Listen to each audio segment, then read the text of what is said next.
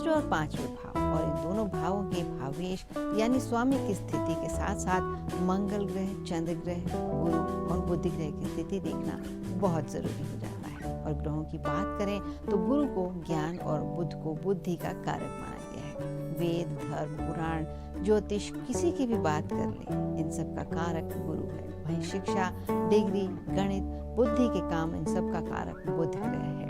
और फलित में अगर बुध विद्यार्थी है तो बृहस्पति उसके गुरु यानी समझाने वाले हैं। और इसके अलावा मंगल ग्रह जातक के धैर्य से बैठने की क्षमता को दर्शाता है कि जातक कितनी देर तक संयमित और एकाग्र होकर पढ़ाई कर सकता है, बैठ सकता है, काम में उसका मन लग सकता है। और मन की बात है तो चंद्रमा जातक के मन का कारक है। अगर चंद्रमा ठीक नहीं हो तो जातक का मन चंचल होता है और बार बार कक्षा से या घर में जब बैठकर पढ़ाई कर रहा हो तो बाहर जाने की सोचता है या फिर जाता है।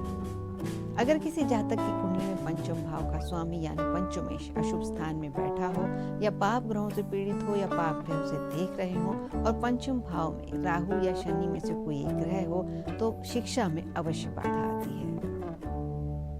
अगर किसी कुंडली में चंद्रमा निर्बल और पाप ग्रहों से पीड़ित है, दूसरे भाव का स्वामी अस्त या बलहीन है, बुध ग्रह पर राहु या मंगल का अशुभ प्रभाव है, तो ऐसा जातक कभी किसी विषय पर ना तो बोल पाता है और ना ही बार बार पढ़ने पर भी उसे याद कर पाता है। अगर किसी जातक की कुंडली में पंचम भाव से लेकर एकादश भाव तक काल सर्प योग का निर्माण हो रहा है तो जातक की शिक्षा या तो रुक जाती है या फिर पूरी नहीं हो पाती है। बच्चे की स्मरण शक्ति का कारक फलित में बुध ग्रह को माना गया है। अगर बुध ग्रह अस्त, नीच या पाप कर्तरी योग में आ जाए तो बच्चे की स्मरण शक्ति क्षीण हो जाती है और उसे कुछ भी याद नहीं रह पाता है। बुध चंद्र युति पर अगर राहु शनि का अशुभ प्रभाव हो तो जातक शिक्षा पूरी करने के दबाव में आत्महत्या की स्थिति तक भी जा सकता है।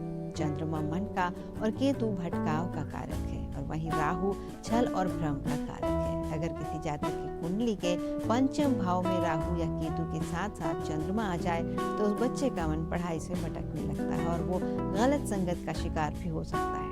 ऐसे बच्चे जो स्कूल में गलत संगत में आकर जुआ और शराब जैसी चीजों की लत डाल लेते हैं, उनकी कुंडली में अक्सर पंचम भाव से चंद्र, केतु और राहु का संबंध देखा जाता है। अगर किसी की कुंडली में चौथे भाव का स्वामी त्रिक भाव यानी 6, 8 और 12 भाव में है या पाप पीड़ित है तो जातक की मानसिक शक्ति कम हो जाती है। अगर ऐसे में लग्नेश और पंचमेश भी बलहीन हो जाएं तो जातक हमेशा परीक्षा में बैठने से डरता है और अगर बैठता है तो बार बार फेल होता है। तो कुंडली में इन चीजों को जरूर देखें कि बच्चे की कुंडली क्या कह रही है। यूं ही उसके साथ मारपीट और जोर जबरदस्ती ना करें क्योंकि हर किसी की क्षमता, जैसे हमने बात की, अलग होती है।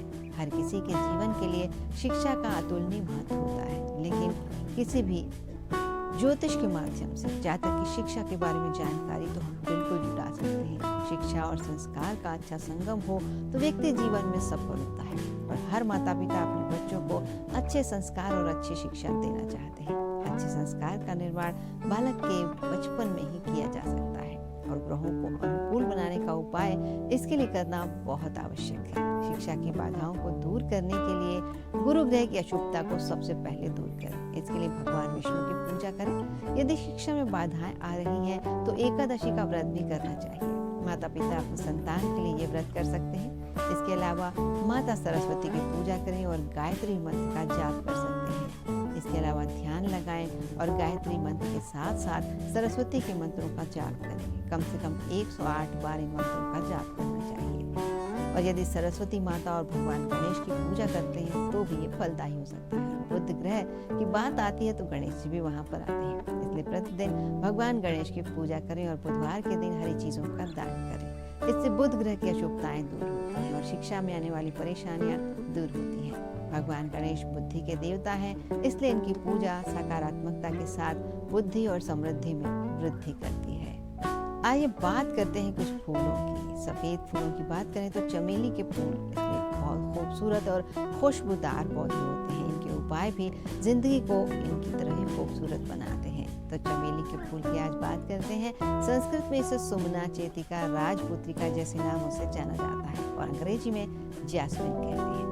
10 से 15 फुट ऊंचा ये पौधा ज्यादातर जगहों पर आसानी से लग जाता है। इसके फूलों का प्रयोग जड़ी बूटी के तौर पर किया जाता है और कई प्रकार के होते हैं इसके फूल। तंत्र शास्त्र में भी इस फूल को बहुत चमत्कारिक और अद्भुत बताया गया है। और चमेली फूल के उपाय और टोटके करने से जीवन की कई छोटी और बड़ी समस्याओं से मुक्ति मिल जाती है, करियर में उन्नति के योग बनते हैं। तो आप भी जान लीजिए कि चमेली के फूल से क्या क्या किया जा सकता है। शुक्रवार की रात एक मिट्टी का छोटा सा कलश लें और उसमें दूध और चमेली के कुछ फूल डाल दें। इसके बाद मध्य रात्रि को जब चंद्रमा दिखाई देता है तो इससे अर्घ्य दें। ऐसा करने से कुंडली में भौतिक सुख सुविधा के स्वामी शुक्र की स्थिति मजबूत होती है। नौकरी और व्यवसाय में उन्नति के प्रगति के योग बनने लगते हैं। हनुमान जी को चमेली का तेल चढ़ाना बहुत शुभ माना जाता है। हर मंगलवार और शनिवार के दिन सिंदूर और चमेली का तेल मिलाकर उन्हें अर्पित करने से जीवन के सभी कष्ट दूर होते हैं, शत्रु बाधा से मुक्ति मिलती है, शत्रु दूर रहते हैं। लेकिन ध्यान रहे कि हनुमान जी को चमेली के तेल का दीपक वहां न जलाएं, बल्कि उनके शरीर पर ये तेल को लगाना चाहिए। ऐसा करने से जीवन की सभी मनोकामनाएं पूरी होती हैं। और शुक्रवार के दिन माता लक्ष्मी की विधिवत पूजा अर्चना करें, चमेली के फूलों की माला उन्हें अर्पित करें, साथ ही केसर युक्त खीर का भोग लगाएं, जिससे माँ लक्ष्मी की कृपा हमेशा बनी रहती है और कुंडली में शुक्र की स्थिति मजबूत होती है। चमेली के इस उपाय से धन वृद्धि के भी शुभ संयोग बनते हैं और भौतिक सुख सुविधाओं में बढ़ोतरी होती है।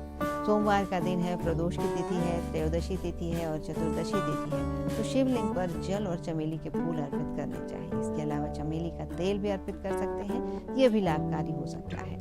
ऐसा करने से जीवन के हर क्षेत्र में सफलता मिलती है और भगवान शिव की कृपा से आरोग्य की प्राप्ति होती है और हमारे आसपास का वातावरण खुशनुमा तो बनता ही है। और आइए अब बात करते हैं वास्तुशास्त्र की। वास्तुशास्त्र में पूर्व और उत्तर दिशा को हल्का और नीचा होना चाहिए और दक्षिण और पश्चिम दिशा को भारी और ऊंचा होना अच्छा माना गया है। आजकल भवनों की बनावट पहले की तुलना में सुंदर और भव्य तो जरूर हो गई है, लेकिन कई बार इनके निर्माण में वास्तु नियमों की बहुत अवहेलना की जाती है, जिससे वास्तु दोष उत्पन्न हो जाता है और हमें ये बात पता नहीं होती है। इससे घर में रहने वालों को शारीरिक, मानसिक कई प्रकार के रोग हो जाते हैं और इनकी इसमें अहम भूमिका होती है। वास्तु दोष से मुक्ति पाने के लिए हमारे पंचतत्व पृथ्वी, जल, अग्नि, वायु और आकाश, चारों दिशाएं पूर्व, पश्चिम, उत्तर, दक्षिण और चारों कोण, नैऋत्य, ईशान, वायव्य और अग्नि, इसके साथ ही ब्रह्म स्थान को संतुलित करना बहुत जरूरी है। और साथ ही वास्तु के कुछ नियमों का ठीक ढंग से पालन किया जाए तो उस घर में रहने वाले सभी लोग स्वस्थ रह सकते हैं, प्रसन्न रह सकते हैं। इसलिए किसी भी घर के उत्तर पूर्वी भाग का संबंध जल तत्व से होता है और स्वास्थ्य की दृष्टि से किसी भी मानव के शरीर में जल तत्व के असंतुलित होने से बहुत सारी बीमारियां उत्पन्न हो जाती हैं। इसलिए उत्तर पूर्व को जितना खुला और हल्का रखेंगे उतना ही अच्छा होगा। इस दिशा में रसोई का निर्माण अशुभ होता है। रसोई का निर्माण करने पर उदर जनित रोगों का सामना करना पड़ता है। और यदि नींद नहीं आती है तो इसमें भी पूर्व और उत्तर दिशा को जरूर देखें। अगर आपकी उत्तर दिशा और पूर्व दिशा हल्की और नीची नहीं है, पानी का बहाव इस ओर नहीं है, तो ये शुभ नहीं माना जाता है। भारी निर्माण इस दिशा में किया जाए, कूड़ा कबाड़ जमा किया जाए तो भी दिक्कत हो सकती है, इंसान अनिद्रा का शिकार हो जाता है। दक्षिण पश्चिम दिशा निर्माण रहित हो तो भी ऐसी स्थिति उत्पन्न हो जाती है। अगर थकान, सिर दर्द और बेचैनी रहती है, अग्निकोण या वायु कोण में हम शयन कर रहे हैं या उत्तर में सिर और दक्षिण में पैर करके सो रहे हैं, तब भी ये सब समस्याएं देखने को मिलती हैं। इसके कारण दिन भर थकान बनी रहती है। धन आगमन और स्वास्थ्य की दृष्टि से दक्षिण या पूर्व की ओर पैर करके सोना अच्छा माना गया है, लेकिन दूसरी दिशाओं में नहीं। दक्षिण पश्चिम दिशा में प्रवेश द्वार या हल्की चार दीवारी होना, खाली जगह होना भी शुभ नहीं है। ऐसा होने से हार्ट अटैक, लकवा, हड्डी और स्नायु जैसे रोग होते हैं। यहाँ प्रवेश द्वार या खाली जगह छोड़ने से जरूर बचना चाहिए। और रसोई घर में भोजन बनाते समय यदि गृहिणी का मुख दक्षिण दिशा की ओर है तो त्वचा और हड्डी के रोग हो सकते हैं। दक्षिण दिशा की ओर मुख करके भोजन पकाने से पैरों में दर्द की संभावना बन जाती है। और इसी तरह पश्चिम की ओर मुख करके खाना पकाया जाए तो आंख, नाक, गला और कान इनकी समस्याएं हो सकती हैं। पूर्व दिशा की ओर चेहरा करके भोजन बनाया जाए तो ये स्वास्थ्य के लिए सर्वश्रेष्ठ होता है, क्योंकि सूर्य की दिशा है, पूर्व दिशा है, जहाँ से उजाला आता है और वायु भी आती है। गैस और रक्त संबंधी रोगों के लिए ध्यान दें कि दीवारों पर किस तरह का रंग रोगन है। काला, गहरा नीला ये रोग, वायु रोग, पेट में गैस, हाथ पैरों में दर्द, नारंगी रंग है तो पीला रंग, ब्लड प्रेशर, गहरा लाल रंग रक्त विकार या दुर्घटना का कारण बन सकता है। अगर अच्छा स्वास्थ्य चाहते हैं, अच्छा जीवन चाहते हैं तो दीवारों पर दिशा के अनुरूप हल्के और सात्विक रंगों का प्रयोग करना चाहिए। अगर हमारे घर का ईशान कोण कटा हुआ है तो भवन में निवास करने वाले रक्त विकार से ग्रसित हो सकते हैं, यौन रोग बढ़ सकते हैं, प्रजनन क्षमता में कमी हो सकती है। ईशान कोण में यदि उत्तर का स्थान अधिक ऊंचा है तो उस जगह पर रहने वाली स्त्रियों के स्वास्थ्य पर भी बुरा प्रभाव पड़ता है। इसलिए घर बनवाते समय दिशाओं का ध्यान जरूर रखें। प्रेम संबंधों की बात करें तो इसमें भी खुशियां भरने वाले कुछ रत्न होते हैं। ज्योतिष में रत्नों और आभूषणों का एक खास स्थान होता है।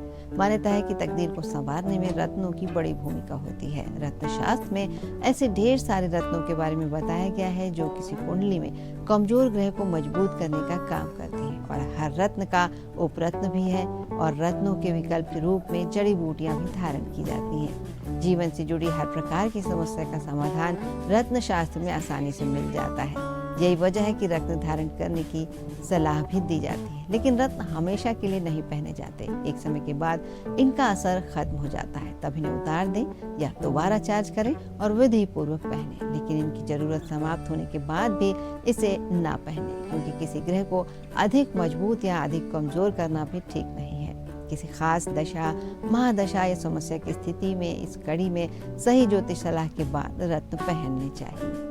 और आज कुछ ऐसे रत्नों की चर्चा जो प्यार और रिश्ते में चल रही समस्याओं को दूर कर सकते हैं। इसमें सबसे पहले आता है गुलाबी स्फटिक। ये कीमती रत्न है जो आपके जीवन में प्यार के रंग भर सकता है। इस वजह से इसे लव स्टोन भी कहा जाता है। इस रत्न को पहनने से विवाह और प्रेम जीवन में आ रही सभी प्रकार की बाधाएं और अड़चनें दूर होती हैं।